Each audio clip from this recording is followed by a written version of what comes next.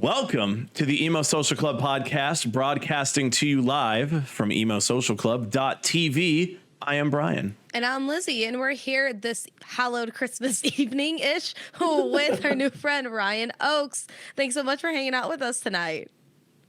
No problem. I'm stoked to be here. Honestly, just sorry you guys are in the freaking Arctic while I'm about to be sitting on the beach tomorrow. Yeah. So Oh, man. very bad. I know. The tale of two cities. That's what it is. Worse way to be like, hey, you know, this is where I'm spending Christmas than the beach. Yep. I'm so sorry. It's fine. Yeah, tell us a little bit about yourself, about your music and all that. And yeah, let's break out the shell of Ryan Oakes, you know, get to the Just crack it on open. Christmas nuts inside. Oh my God. So funnily enough, I don't quite know what to say, what genre I am yet. I just say I'm like alternative rock, punk, rap, just like a fusion, because the goal ultimately is to like effortlessly just blend genres together. But my name is Ryan Oakes. My project name is the same thing. I don't really have a band name, even though my music is very like band oriented. I've been making music 10 years. I've dropped like 250 songs. Spent most of my career, no record label, but just signed to a record label. And I'm gonna just keep putting out as much music as I can. And that's about the quick summary of it all. Now, what made you want to go from indie to jumping on a record label after all this time? It was a pretty methodical process. Industry is my song sound, because I do have a lot of songs about like being anti-record label. That was more so like the beginning of my career. I just really wanted to, if I was going to sign a deal, I wanted it to be one deal. And like, that was it. Like, I wasn't going to go jump around from label to label for my career and have to worry about like who's funding my next project. So I basically just built up my catalog. Like I said, dropped like 250 songs until I could live off it and not have a job. And then that's when I was like, okay, this is more of an asset now. Let's bring this and like shop it around to labels and see who will give me the friendliest deal. And it took 3 years, like right when COVID hit was when I was like, I'm ready to kind of get some help and stop putting out music by myself and get like a team behind me. And it took until like August of this year. And I locked that in with this people called Position that a lot of people haven't heard of. They're a new record label and they have really big funding and they are not messing around. Like me and a couple other artists are like their frontmen kind of experiments. And, we kind of just, they're like giving us balls to the wall, like do what you need to do. Like we'll fund you. We trust you, like keep your same release schedule. Like everything you've been doing is working. So I have like full say in everything and it's been super sick. And yeah, so it's just like waiting for that perfect partner. And I definitely found them and I'm super happy about it.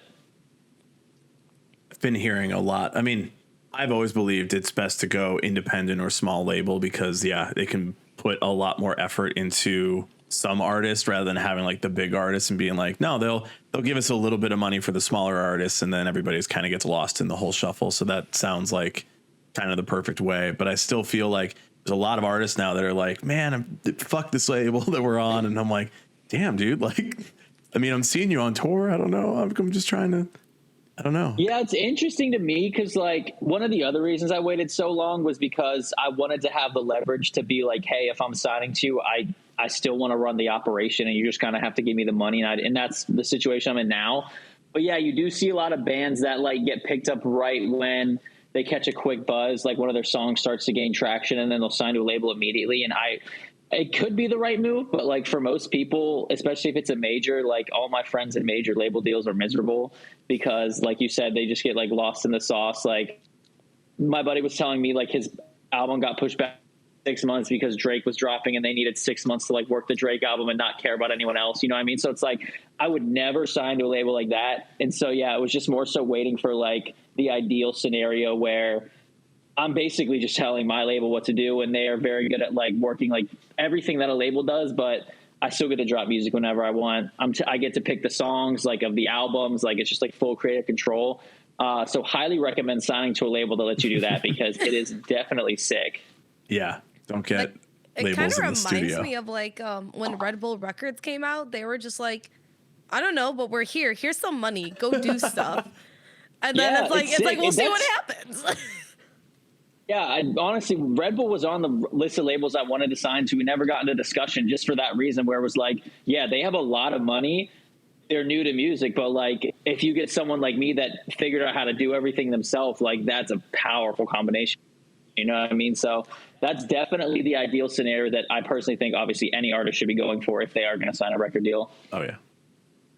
I mean, money, yes, but also just like stay out of the studio, let the musician do the music, you do all the other stuff.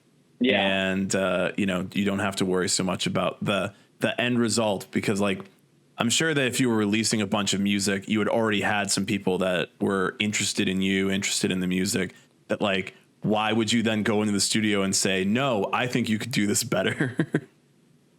Yeah, it's really interesting. One of the biggest issues I ran into when labels first started talking to me, and this was like 5 or so years ago when I was just rapping and doing nothing else. Like I had a pretty big buzz as a rapper, and I was like kind of weighing in signing or not. And they basically, and this was when I was kind of messing with mixing genres, and I would go into the rooms and they'd be like, so what's it going to be? Like, are you leaning more towards rock or like rap? Like, we think you should do this. You should just pick one.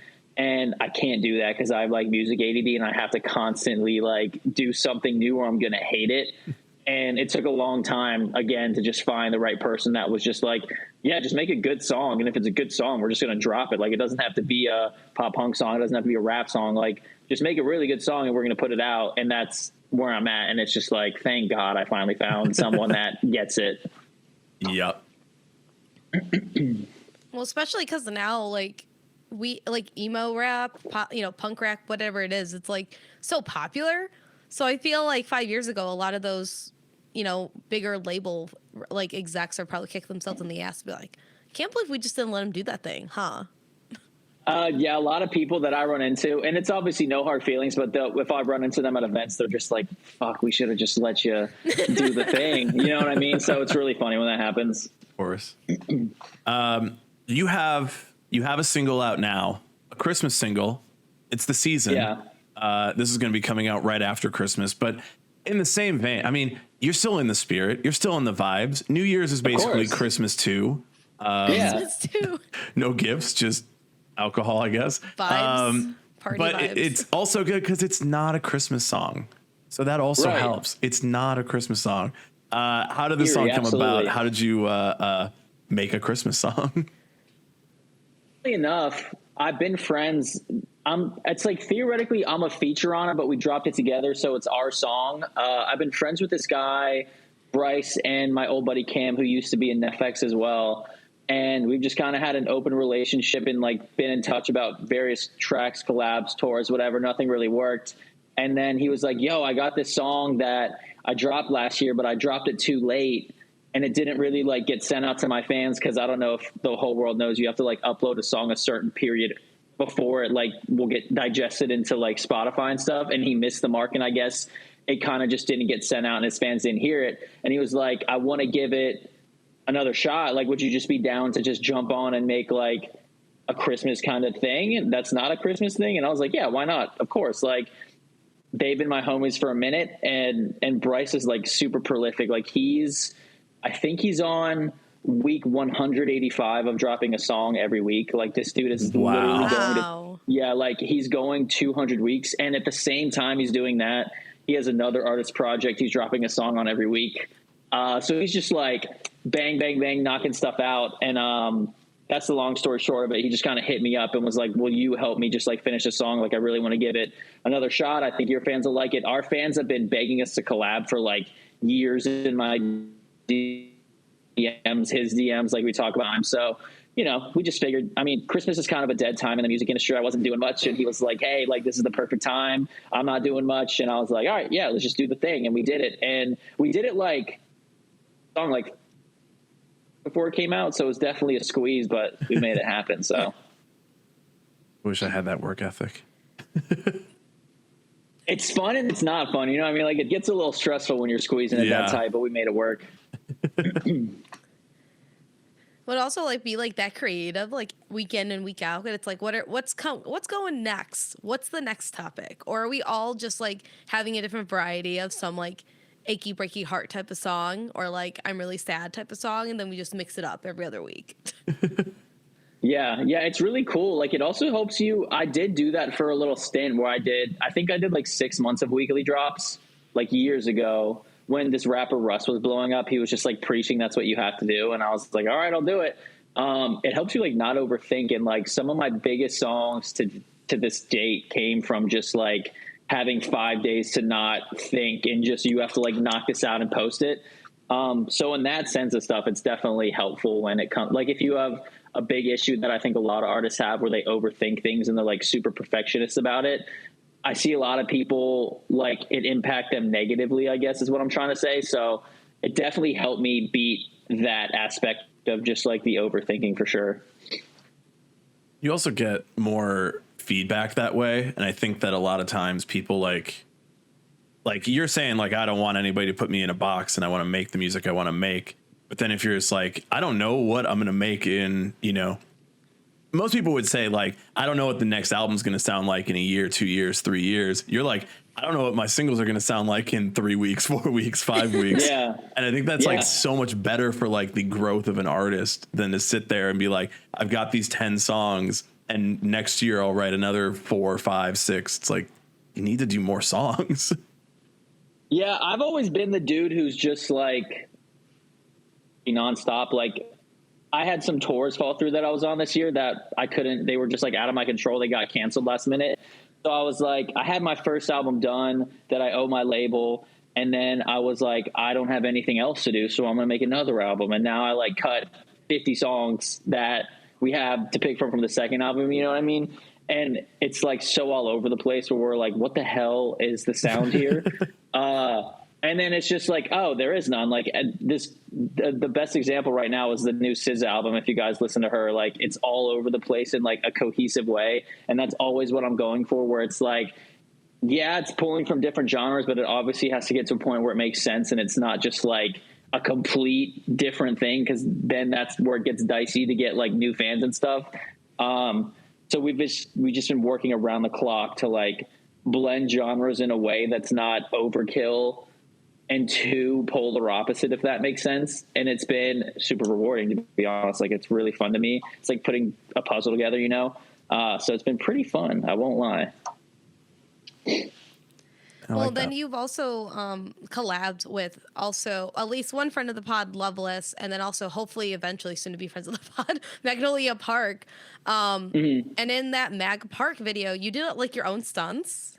So you're gonna be a stuntman on the side, is what we're hearing here.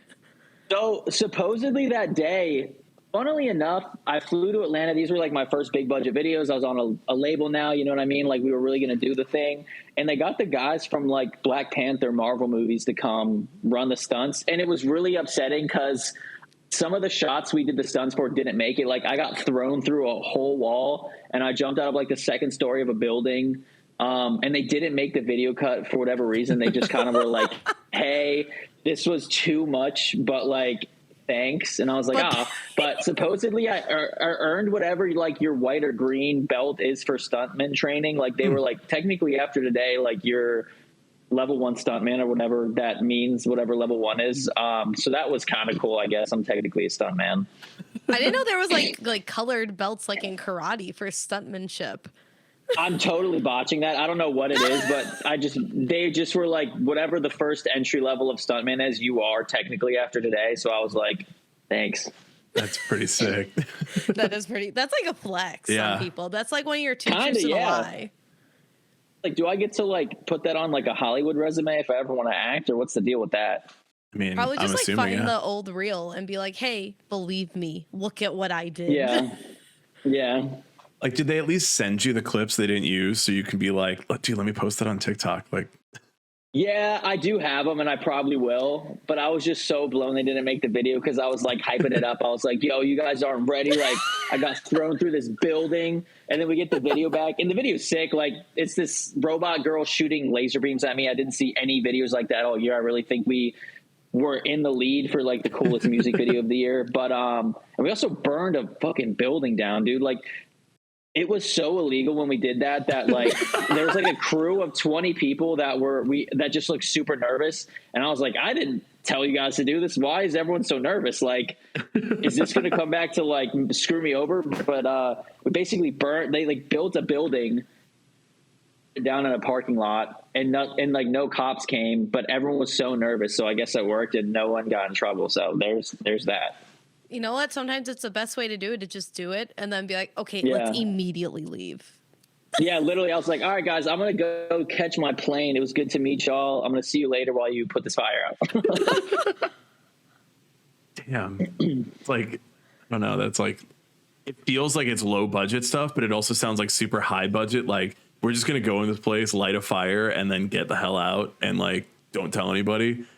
This is being recorded. But beyond that, like, you know, no one knows. Yeah, I no guess they could just lie and say it's video effects. I'm probably the worst person ever because I've made it very clear we burned a building down. But I mean, here's the thing: people can go fact check if it's still there or not. So if they're like, that wasn't like SFX, I'm gonna go there to the spot and check it out and be like, where's the building? Yeah, so they disposed of it. That building does not exist.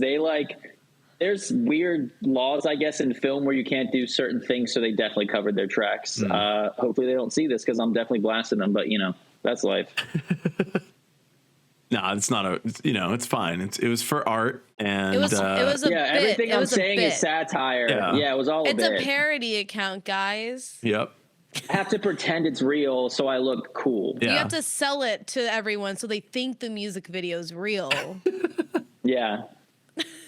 Just want to make everybody sound cool. We want to make everybody sound like it's worth going to check the video out, and everything is above board Ryan and good. Can flex on the stuntman, and he can just walk on set anywhere and be like, I can do that for you. 100%. Do you ever watch it's a YouTube channel called Corridor Crew, or Corridor Digital is like their I've main heard one. of them. What is it exactly? So they do visual effects, but they also do a lot of like stunt men. They have like stunt people come on and like show them like really crazy things that they've done, and they like talk about how they did it, or if it was VFX or what the VFX they did and it was, and like here's how they made that. So the entire time you're describing this, I'm thinking of just like, yeah, I bet like it could have been this, and like now you just have to say like, no, you should watch this Corridor Digital channel. Like you'll see how they make like these explosions look really real, but yeah, like it wasn't really me. There wasn't any real fire. I wasn't in any real danger, but I had to learn certain things. It's fine. Yeah, it was interesting. Like, I feel like I kind of want to be a stuntman after that. It does. I don't know, maybe. Feel pretty badass. Like watching it, I'm like, I bet you're just like feeling like this rush. Like they're showing, like teaching a guy how to like jump off a roof and land on like padding, but it was also like boxes. So it was like that's what I had to do on boxes and stuff.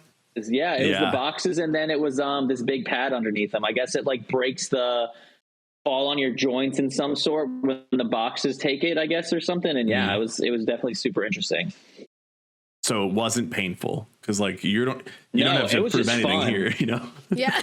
I was literally just flinging myself full speed out of a window 2 stories up and landing on that, and it was a blast. Yeah. I also think that is something that is like very beneficial of living in LA or California, anywhere where it's like you can go and do that and learn that. And I'm like, yeah, I don't think there's anywhere we jump off buildings in Chicago so much. I mean, it used to be parkouring, and then that just was dangerous. Yeah, base jumping and shit. Yeah. Very different. Yeah, you ever see those videos of those dudes that are like on top of like the tallest skyscrapers just doing like handstands on the ledge? I'm just like, dog, you need to chill with that. Yeah, like, no, dude, I get it's like to give people anxiety and to like flex, but hey, I'm going to ask you to stop doing that. Yeah, literally my biggest fear is heights, and I'm not cool with any of that, for sure. And like just the human like connected experience of looking at a video of that and just being like, nope, fuck that. Yeah. Like I realize I'm on my phone in my room right now, but I feel like I am going to fall forever and everything goes dark. And Spider-Man is coming to save me. Yeah, especially when like I take a nightly edible before I go to bed because it helps me sleep, and I'll be on TikTok just scrolling and that edible's hitting, and then that shit just pops up and you're like, what the hell is this? Like, why you got to kill my whole vibe with this life-threatening video. You know what I mean? So it's terrible. No more wind down nights anymore. You're Yeah. just like, absolutely Yeah. not. Everything's ruined. Yeah. And then you have dreams about falling, and it's just like, well, now I'm unrested. Yeah, it's like it messes the whole vibe up. It's terrible. And look, I'm not blaming Russia for doing all that. But at the same It time, is the Russians, though, it's dude. straight up only Russians. It's only They're Russians all that do crazy that. over Yeah. there. Yeah. That's just straight up like, that is a country that doesn't have a fear of heights or anything else, and is like, Don't have a fear of No fear, anything, yeah. period. Okay. dude, Yeah, it's really crazy. yeah. Anyway, I recommend all children never do that, including Yeah. Don't do just get that. on TikTok and look at it. Don't do that either. Yeah. Just go immediately and be like, I don't like this content. Banned for me, Yeah. me only. Report all of it always. Yeah, and they're like, why are you reporting? It ruins my vibe. I'm really Vibes off. high. Please make it stop. Yeah. I My want to know how vibes many are off. reports like TikTok and like YouTube get. That is just people being like, I am absolutely too blaze. Stop this right Please now. stop showing this content. Yeah. Like, we'll just ban the page for you. I don't know. Like, Yeah. Like, hey, my guy, you just block it. Nope, all of it. No. All of it. Yeah. Take it down. I'll know it's still there if I block it. It's like, Yeah. I need to know it's gone. Yeah. Like, I can't just close my eyes and be like, I'm invisible. Like, it still is there. I know it. I need to get rid of it forever. It's like having someone check like underneath your bed in your closet. You're like, are you sure there's no monster? And they're like, there's none. I checked. Guaranteed. Same thing. Liars. Lie. Liars.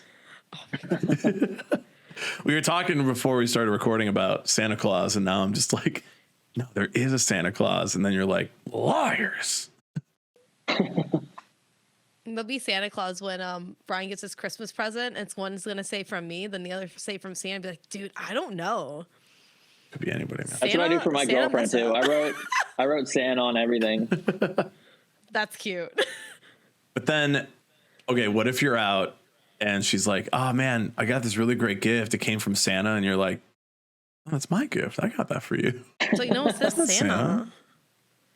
Dude, she's telling everybody Santa got this for her, but I Yeah, got it giving for all her. the credit. Damn. Santa's stealing all of my credit. Parents around the country are like, damn, Santa Damn, Stealing Santa, up- I fucked it up. stealing They're my gonna shit. ban Santa after that. Yeah. Oh no.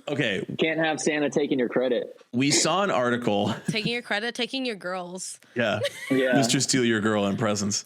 We saw an article that, and I straight up don't believe this is true. I don't believe that anybody cares this much. So I'm more making fun of the idea that anybody would give a shit like this, but that some people are like supposedly angry that parents are still telling their kids about Santa and are like, I saw just- that. yeah. And I'm like, okay, this is like 4 people that are like, well, why would we lie to our children? And it's like, I don't know, for the whimsy, but also you don't have to. Like, Yeah. okay, guys, who cares?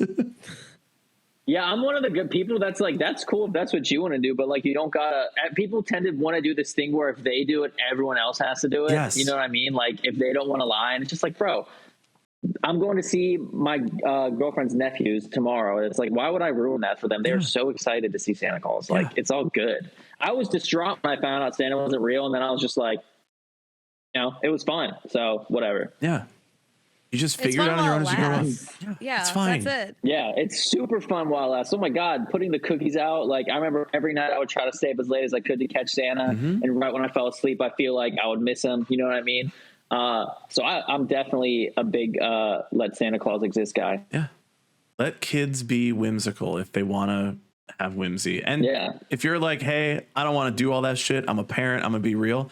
All right, that's fine too. I think it's Cool. I think Yeah, you run it. can, but I Like, don't. you can't, but like, don't ruin it for other kids. Like, don't make your kid be an asshole and be like, Oh my did you God. know? Yeah. The reason I Like- found out Santa wasn't real was because when I was in like 3rd grade or like some elementary school grade, this kid's parents told him, and he was telling like right before Christmas, he was telling Oh, every kid that no. Santa Yeah. wasn't real. It's just like, don't do that. That's not fun. Yeah, no, that's like that's just people being shitty and like Yeah. elitist. Like, my kid doesn't have to believe in Santa.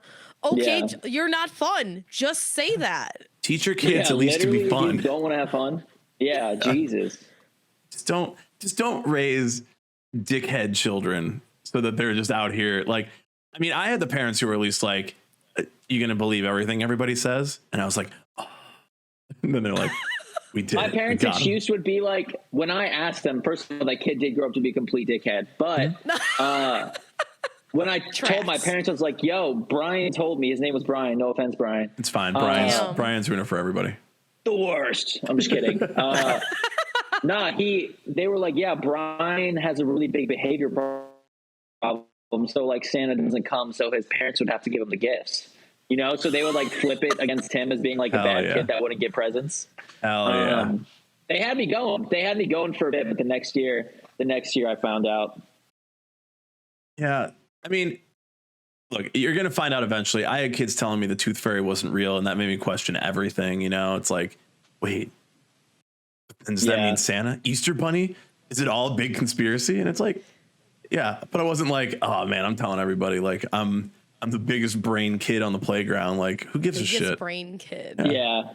That's actually the exact conversation I had with my parents, because they only told me Santa wasn't real, and I was like, that means there's no Easter Bunny, no tooth fairy. Oh man, like, you it's spiraled. all a lie. And yeah, I literally spiraled. I was devastated, and they were just like, after like 30 minutes of me complaining about it, they were just like, it's not a big deal. And I was like, yeah, you're right, whatever. And that was that. At least they let you spiral for like 30 minutes, and they were like, all right, calm down. Like, yeah, I'd have an existential crisis. It was like my first one ever, and then I was all good. Mm-hmm. Maybe that's how you become emo, is just like depending on what year you have your first existential. All of it. Yeah. And but depending on what the existential crisis is based on. And funnily enough, the next year is when I started joining pop punk bands when I was a little boy. Man. So maybe that was the event that caused it. I don't want to say correlation. Yeah. Like, I mean, look, if you're listening to this, please let us know what year you joined your first pop punk band and then what happened to you right before that led to that inevitable discovery that you were now a sad person. Crack the code. That might literally be it. That's crazy.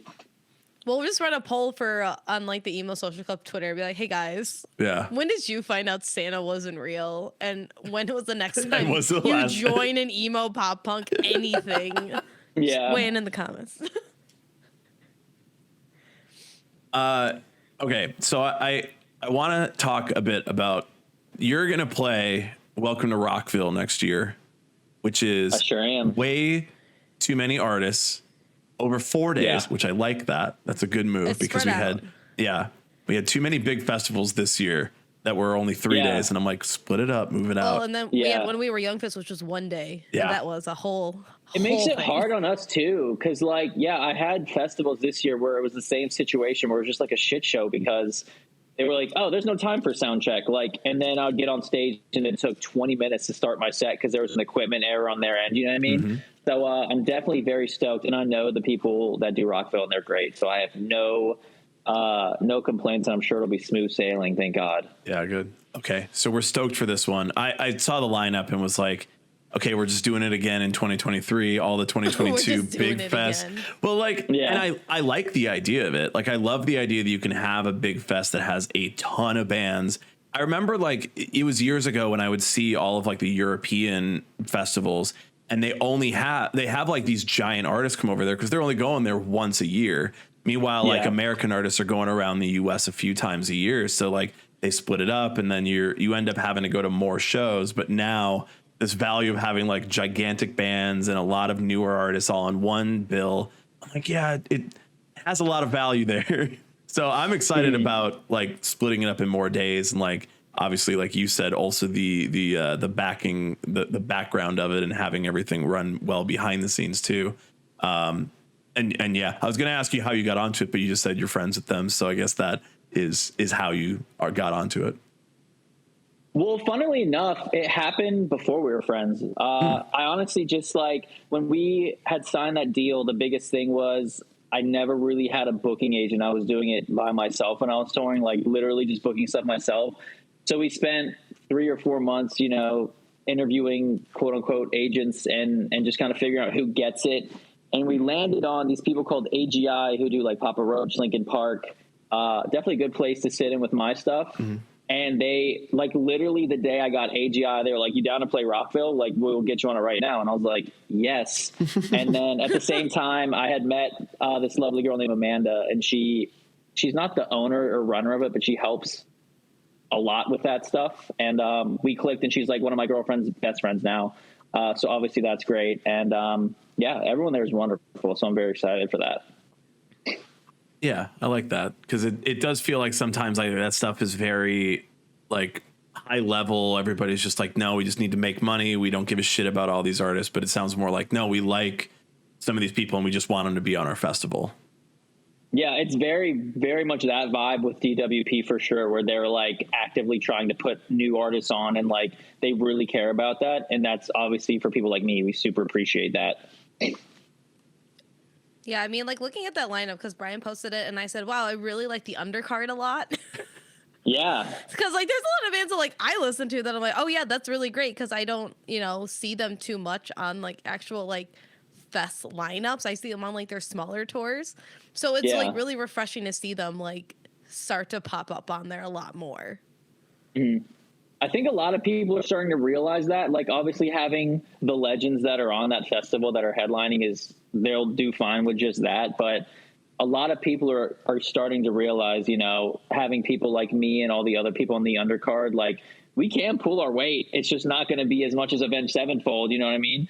And it's cool to just try new things and like have people like me. And there's a lot of other people on that festival too that just blend stuff and to see how Rockville likes my music, you know what I mean? Because there is the rock element there, but it's also very much rap and pop punk. So it's just like, it's kind of just like a big test to see if it's a place it'll fit. And if it doesn't, we try a new festival, you know what I mean? It's all about, this next year for me is all about just like plugging in different areas. Like I'm going to do rap stuff. I'm going to do rock festivals, pop punk stuff, new metal stuff, maybe some metal stuff, just kind of see who's vibing with it for me. And that's literally what my booking agent said. They're like, we're going to throw you on random things because you're a random type of guy. Like you could fit in multiple different genres with what you do. So it'll be a year of discovery for me. I'm sure there will be a lot of ups and some pretty decent downs. I'm not gonna lie. So it'll be pretty interesting. Yeah, I was going to say like there's a lot of movement in music listeners of being like, no, I want to go to a show where I hear a lot of different genres. Like, I don't want to just sit and hear the same thing over and over again. But as I was thinking that, my immediate thought was, unless you're a metal fan. And then I'm like, yeah, okay. I was going to say that too. Those kids want fucking metal. Like, it's crazy. It's a crazy culture. They want nothing else. Yeah. Yeah. It like, all the power to them for, keeping this genre alive. And like, I, in the past, have been a much more of a metal fan. Now I'm just kind of like, no, I don't only want to listen to metal. Like I have to like other things, guys. Like there has to be a way that we can listen to metal. To like more than just that. It's okay. Yeah. It shows growth. Yeah. But then, and I could see Lizzie being like, yeah, I like the undercard, but then you just got to stop talking shit about Tool. Okay. Like we're not talking shit about Tool. I fucking love Tool. They're a fine band. You do. Stop talking. I'm old. I'm not talking. I don't think I've ever talked shit about Tool. I think I just said, "Oh, that's an older band." Yes, that is shit. That's talking shit. It's like saying that they are a band that you are not excited about, and then you're just hinting at it. You're just right there. Like I feel it. I may be being sensitive about this. Oh no, he dropped out. We back. Are you guys good? We back. Yeah, yes, we are good. Cool. Hell yeah. All right, perfect. Figured you just heard me saying I like Tool and you're like, this is not the right podcast. I don't think. I think I'm on the wrong. He was like, absolutely not. I have to dip. I can appreciate some love for Tool for sure. I will also add that Maynard James Keenan, the singer of Tool, is playing with two bands on that entire weekend. So, What's his other band? That one I'm like, Lizzie is going to talk shit about, but the band is called Pussifer, and I saw that, I think, on the flyer. Yeah. It is like I think it is one of the most experimental bands I've listened to because of the fact that it is like the weirdest shit that comes out of his brain, where he's like, I'm going to do like electronic stuff, like Nine Inch Nails type stuff. But then I'm also going to do like some more like normal songwriting. And then, oh, here's my country album. And Oh, I'm like, man. no, Interesting. but like old school country, like Grand Ole Opry country. And I'm like, no, that's You're not like, what I is wanted. this? It's not what I wanted. Definitely don't do that. I Yeah. know that Hardy, he's like one of the, I think like the second night headliner. And I was like, Hardy, who's that? And then I saw on like one of the country stations around here that they were playing him. So I listened to it. I'm like, how is this band on Welcome to Rockville and like a bunch of other like heavier kind of like metalcore acts and like butt rocky acts? Listen to it. Oh, I know we all talk about how like butt rock was like, oh, it's like butt rock. And then it's like, oh, it's kind of like yeehaw sounding. This is exactly what it is. It blends it like full force. You're like, yep, this is yeehaw. Yep, this is like butt rock. And it just smashes it together. So I do think that there is a possibility that 2023 is the year of butt rock.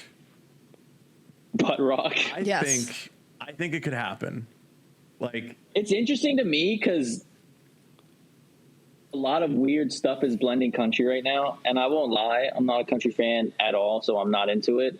But it's getting pretty interesting. Like, there's some country rap stuff, like this dude Jelly Roll, that's like blowing up that I think is super interesting. Like, I like that. That's cool. But a lot of people are doing like weird shit with it, and I'm not a fan. But butt rock could be the thing next year.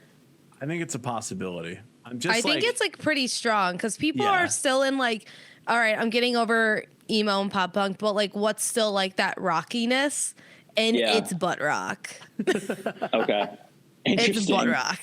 I think it's also like you're saying, like people want to experiment with other sounds and other types of genres, and like it wouldn't be too far to go from like that emo pop punk like.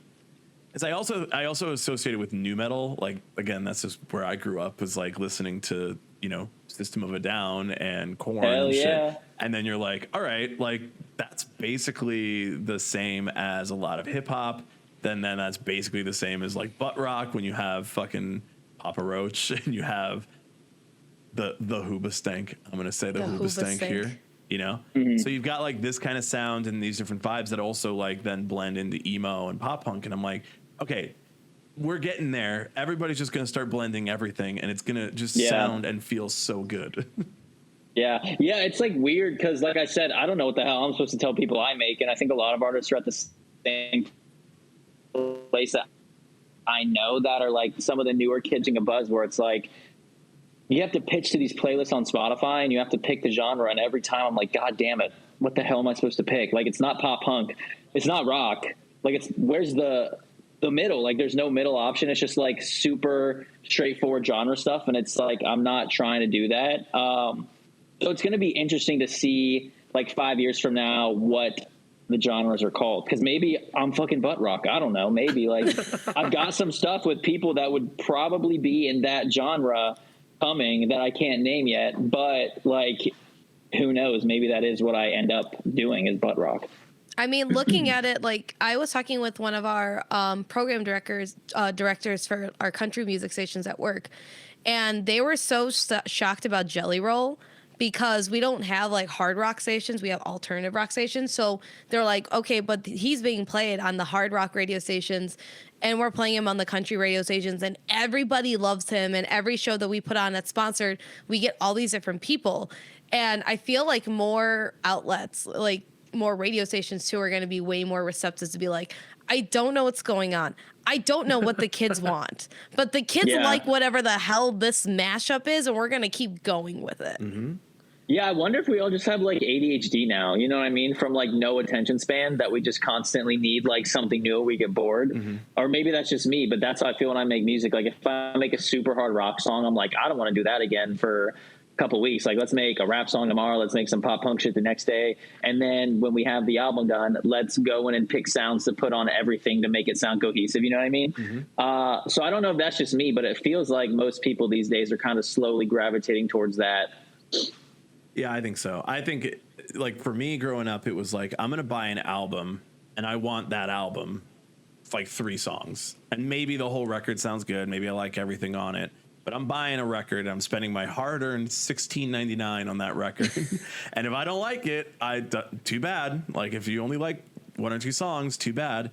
And having every song ever at your fingertips and just putting it on a bunch of playlists with all the other songs you also like, and then listening to that on shuffle or on repeat, it's like our brains are just like retuning to like, I don't need to like one thing. I can like everything. Yeah. And now I can just get into everything. And then I'm going to go make music. And I'm going to make music from everything that I came up with. And so I think it's just like, it has worked out really well. Like, personally, I think that that's a beautiful thing that happened, rather than like, you know, kind of the melding of everything, rather than like the kind of separating out of everything. Like, personally, I think it's great. Yeah, I'm a big fan, obviously, and I'm very biased, but I think labels are slowly catching on now too. Just like, because even right before COVID, they were all weird to me and like all my friends that were trying to do this, where they were like, you need to pick, like, we can do big things for you in this genre and the other genre, but if you're doing both of them, we don't know what we're supposed to do. I think they finally are just like, fuck it, like, just make music and we'll figure out what to do with it. If we can do anything with it, just like do whatever you want. And it's very cool. Is it now just, all right, do whatever you want, but put it on TikTok? Literally, like, I mean, yeah, like when I was dabbling with like the pop punk stuff more so and no rap at all, there was a point where I quit rap completely and was convinced I was never going to rap again. And then TikTok was like, bro, and I got a new manager and everyone was just like pushing me to start rapping again. And once I did, the trajectory of everything just went like up. So, I mean, people hate on TikTok. I was one of those people that was like, I don't need TikTok. I'm a musician. Like, I don't need to be making content. And then at the top of this year, I'd seen so many people blow up. I was like, I'm just going to try it for a month, just like to make TikToks. And if I don't like it, I'm not going to pressure myself. And then like the 5th day, I went mega viral with one of my songs. And then I was like, well, I love TikTok. That is that. And I have never looked back. I'm on a break now because it's like the end of the year. But once 2023 hits, I got content to post every day up until May, my album release. So like, I'm fucking ready. I hate it so much. It's a double-edged sword, man. Like like I have a mental breakdown like once a week when I'm trying to do that shit and make the content. You know what I mean? Because it's like, because the industry people again are just like, bro, you just need to post 3 times a day. Like, you don't need to overthink it. It's like, no, you literally have to overthink it and figure out. Yeah, like you can't just post BS. You can, and it'll work maybe once out of 100 times, but like, there has to be some sort of strategy or humor or like wittiness or something that'll catch people's attention. So it really is just another thing for artists to stress over, which I'm not a fan of. But God, dude, like 1 year of me taking TikTok seriously, I went from 0 to 130,000 followers. Like, it's literally the reason I could get Rockville. Like, we have that momentum on TikTok. You know what I mean? It's so effective when pitching like collabs. I wish I could say who I have songs coming out with, because it is insane that I even am on these songs. My bad. Where did I cut out? Right after you said all the names of everybody you're collaborating with. Yeah. Okay, perfect. But yeah, so it's like, it's annoying that it's another thing we have to stress about, because it's obviously it's pretty stressful being a musician, like being on the road, having to make albums, you have stuff you have to do.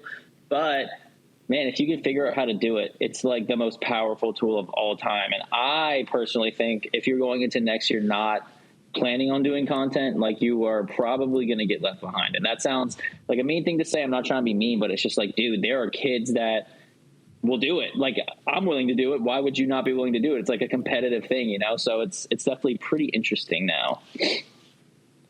I guess where I land on it, like, yes, you're right, and everybody should do it. But also, I'm tired and I'm old, and I don't understand how to work in such a short form thing. Brian likes Tool. That should be enough. I need. Why is the song not 9 minutes? Make the song 9 minutes, guys. You have so much more to say. It's either under 2 minutes or a full set 9 minutes. Brian wants nothing in between. Come on. Yeah, I feel that. I know you got 2 more time signatures in you.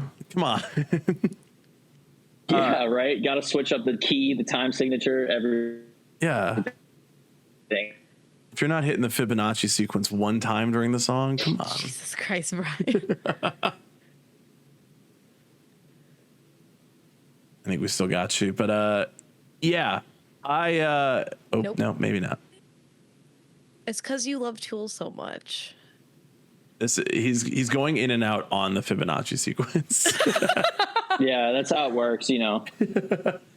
No, I think for me, it's like I have always thought in long form content like that. And that's what I'm also like with me and Lizzie. I'm just like, hey, if you want to handle TikTok and do short form content, I think that would be a great place for you to focus.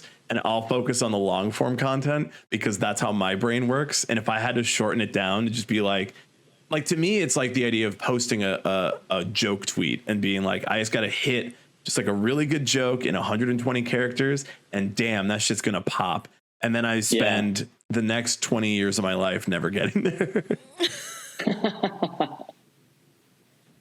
It's brutal, dude. Like, I feel like low key too, when you first start making TikToks, they'll blow one of yours up to get you like super hooked.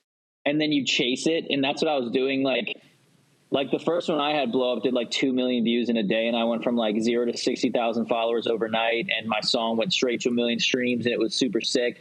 And I was like, this is the shit. Like, let's do this. Let's go hard on this. And I've never gotten anywhere near that. I've gotten like maybe a couple 100,000 on a few, but like, it really is just playing Russian roulette. And that's the most stressful part. Like if you do Instagram now, it's a little more consistent because they're trying desperately to compete with TikTok. So they like maybe are giving you more wiggle room there. But yeah, that's the part that sucks is like you could put all your effort into one thing and get like, I have 130,000 followers. I might get like 1,000 views on it.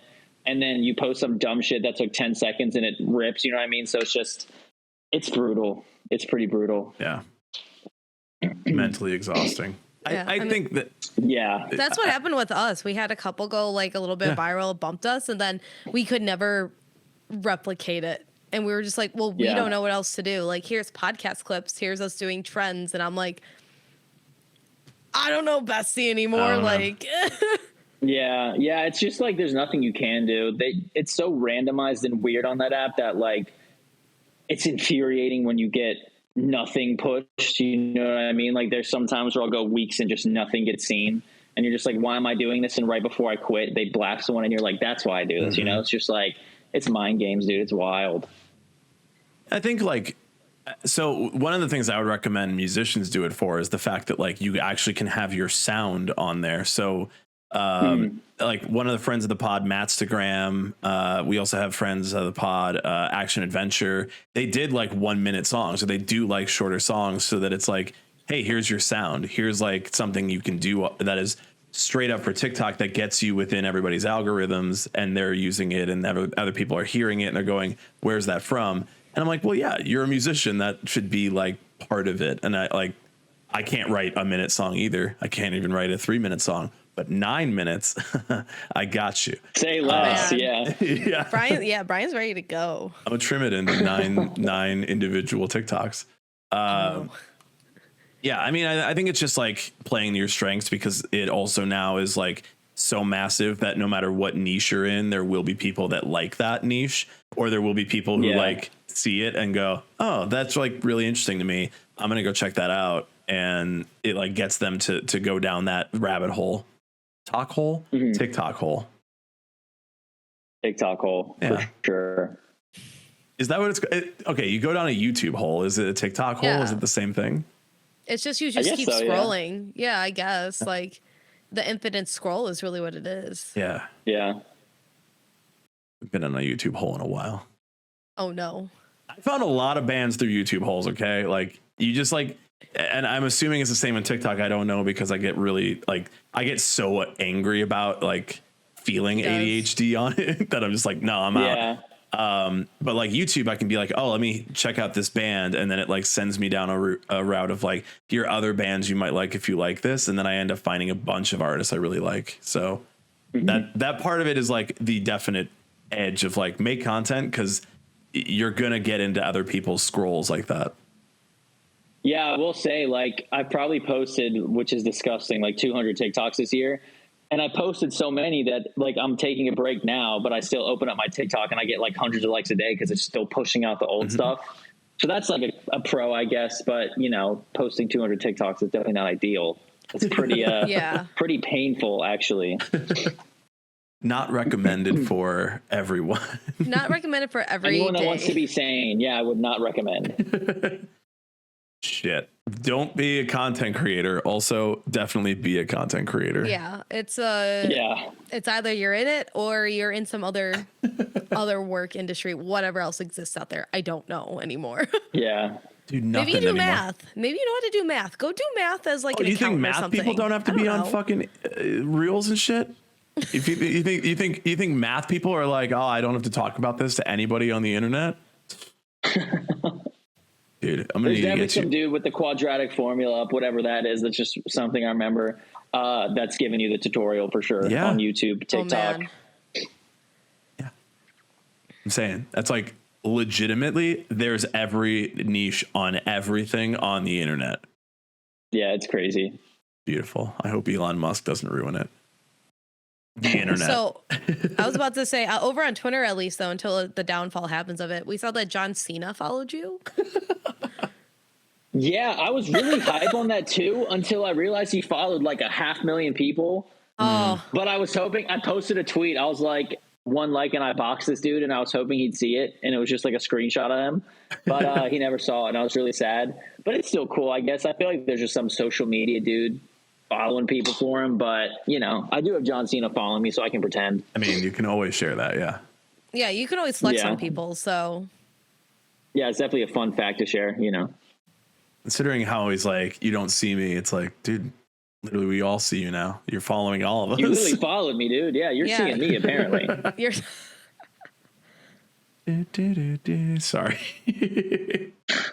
I'm like immediately thinking of the memes. We had a few minutes left, and before we like kind of wrap up the interview part here, the recording part here, and we maybe chat with a little bit of the Twitch audience that's hanging out with us for our final Christmas year end episode on Twitch over here. Why don't you let everybody know where they can find you, all the new stuff, and I would say buy tickets to Rockville, but I'm like, dude, I think that's like selling itself, you know? yeah. But, Yeah, that thing's gonna sell itself. Yeah, so Ryan Oakes, you can just Google me. Once you Googled me way back when, a magician would pop up, and he was like my arch nemesis, but he's Okay, been replaced yeah. by me. that guy came up on Twitter, and I was like, who are we talking to? He was like my enemy because I was like, bro, give me the Ryan Oakes social media handles. Like, I'm gonna pass you in relevance, and he never believed me. And now when you Google Ryan Oakes, I pop up. Fuck you, Ryan Oakes, magician guy. Made himself disappear. Have you Ryan used that Oakes show? I versus used to Ryan tweet him. Oakes. Yeah, I used to tweet him and be like, dude, it would be hilarious if like I toured and you opened with magic. Like that shit would just be funny as hell, and we should just do that to be funny. And he was never down to do anything cool, so he's my enemy. Anywhere that's a streaming platform, I'm there. Anywhere literally possible on the planet. So you can just definitely search me and I'll pop up. Use you in the TikTok sounds and the Instagram reels and Oh yeah. make content, make Ryan Oakes content, you know? Make Yeah, a please blow TikTok. me up. Make a TikTok video of you doing magic to the Ryan Oakes music. Well, funnily enough, like how crazy would this have been? I was definitely like when I was in like middle school and was convinced I was going to be a magician. So what if we both were like these magicians named Ryan Oakes? That shit would be Yeah. unbelievable. Oh my god. Dude, okay, what if it was like a Parent Trap situation where the Ryan That's Oakes what I mean. switches? Like Yeah. how crazy. And we both were just like famous magicians named Ryan Oakes, and Yeah. no one knew who was who. That would Oh my be God. insane. Guys, that's the next like Netflix originals Yeah. movie series. Yeah. No, it's going to be Ryan Oakes versus Ryan Oakes. I'm going to hunt that dude down and make him go on tour with me and do magic tricks. And I want him to make me disappear when my set's over. And that would be I think that'd be super pretty sick. sick. And then, but then you is come hell, back yeah. for an encore out of nowhere, and you're like, yo, Yeah, like wouldn't that be sick if I had a magician running my shit and like my guitars would just vanish at points and like all that? That'd be super cool. I just really think we should clip this and you should just send this to him unprompted and be like, this is my proposal to you. Yeah, am I relevant enough to make this a thing yet? Like, let's Yeah. do it. It's also, it just, like, come on, man, be a cool magician, you know? Like, Yeah, just like be down to do dumb shit like that. People would literally come see that. Like- if they found out Ryan Oakes was touring with a magician named Ryan Oakes, that's gonna sell. Like that is going People to sell. want to know what's up. I mean, here's the thing: bring magicians back into the forefront of entertainment. Be like, guys, you're gonna make it cool again. Like, think about it. Yeah, let's make magic cool. Let's do it. Yeah, come on, Chris Angel. I'm gonna throw my own festival of rock and magic. That's what I'm gonna do. When I get my first hit and I get all my big man money and all that nonsense, I'm just going to use it all on my festival that does magic and rock music. Okay. Shit rules. Like that shit. Yeah. You did tweet this year that next year you're going to be doing your own headliner, or at least it is that like, and you don't have to leak anything if that's like not set in stone yet, or if it's just a goal, but if it's like 2023, I'm doing a headliner, are we seeing magic there? In theory, it would be on the way to Rockville. So like cities, actually, I think it's like 22 shows, but it's not set in stone in the sense that, say, a bigger band is going to tour on their way to Rockville and they want me to be on that tour. I'd probably take that over the headline, just because it's been a while since I've even toured with, like I said, that bad tour luck last year. Just, it kind of screwed me. But worst case scenario, which isn't even a bad scenario, I'll headline, and I'm very excited because I've never done that, and it'll be cool. The last time I did a co-headliner was in 2019, and I'm about 5 times bigger than I was back then. So, I'm definitely excited to get out there and see the growth of just like, I'm pulling the weight, who's coming to see me and stuff like that. I think it's going to be a super cool thing if it does happen. Well, I think it should. And I think I do too. I'm like stoked. Yeah, I was about to say that'd be sick to do, just to see who turns out. Yeah.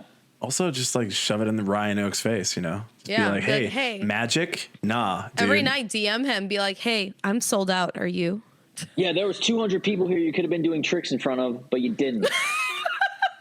Look at you now. Why would you fumbled the bag? Ryan Oakes parentheses magic is definitely not about making content on the internet, and that is why I don't know what he's doing. Just fucking showing up on TV though for something. He did something on TV, and I was like, all right, I gotta step it up a little bit. Fine, let's get Ryan Oakes parentheses music on TV, and we'll make this this happen. And then fuck Ryan Oakes parentheses magic. Dare he? It's really hard to think parentheses and say it out loud. Yeah. It's hard to do. It's really rough. All right. Well, we're going to go and move over to our audience over on Twitch and hang out there for a little bit, answer some more questions. But if you're listening to this, make sure that you're following Ryan music. See, it's like my brain can't process the spelling and the writing and the talking. Go follow Ryan Oakes parentheses music on all of the platforms, and make sure you stream all the songs and go see him on tour. And I mean, we might be at Rockville. I don't know yet. I haven't made these kinds of plans. So I was about to say we're gonna have to discuss. We got to discuss this with all these music festivals. We want to go. We're just like figuring out our schedules because it's December of 22, and I don't know what I'm doing in January. So let alone May. But if we're there, we love to link up and say hey and check your set out and all that. So yeah. Yeah, I think my headline tour, if that happens, is in Chicago too. So we could do stuff there too. We'll just follow you down to Florida then. Yeah, just take a van. Just jump in the van or whatever I take. Yeah. Mm-hmm. Yeah, bestie hangs all the way down. Well, sick. Well, thank you, Ryan, for being on the podcast, and we'll see you again soon, hopefully. Yeah. Yeah, sounds good. Thanks for having me, guys. It was a blast.